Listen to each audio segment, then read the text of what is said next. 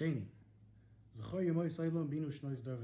Now the shira starts. If you're looking at Sefer Torah, how it's written, it's set up like a shira, almost like a yashir, where there's on one side there's blank and then there's on the other side.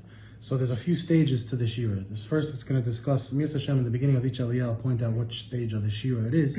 So from Sheni till Shlishi it's going to discuss the kindness that Hashem did for us, how He chose us as a nation from all the other nations, took us out of Mitzrayim, He protected us with Anani HaKavod, and so on. So then it now starts the kindness of Hashem. So it says, ask your parents, ask your grandparents, all the kindness that I did for them when I split up the world in the days of the Dar HaFlogo.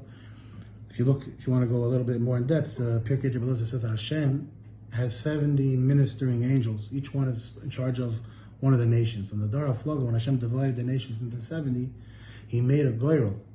He cast lots, so to speak, to see which nation will fall out under which angel's auspice.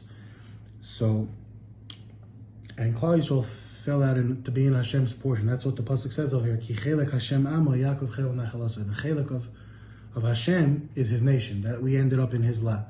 But I think I once saw B'Shem the Balatani. He says, why did Hashem do it like this in a goyrel? And it's not like even when you and me make a goyrel, it's like leaving things up to chance. But by Hashem, there's no such thing as leaving things up to chance.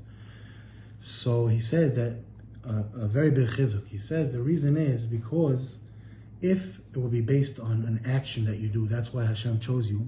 So then if you're going to go back on that action, or you're going to stop doing that action, which causes the ava, so that will undo the reason of why Hashem chose you. But if you leave it up to chance, so to speak, a girl, it happened because I chose you, not because of anything you did. I chose you because that's how it fell out. We did eeny, meeny, miny, mo. So then I can't undo that ava. I can't break that bond, even if no matter what you do, because it's not based on anything that you're doing. So that's how Hashem chose the Jews, to show you that the Jews, there's no way that could be undone. So that's Kichele Gatsev Gvulois Amim L'Mispar B'nei Yisrael. It says Hashem set up the boundaries, the 70 different boundaries of the nations, according to the number of the Jews. That the number of the Jews that went down to Mitzrayim was 70, so that's connected them to 70 nations.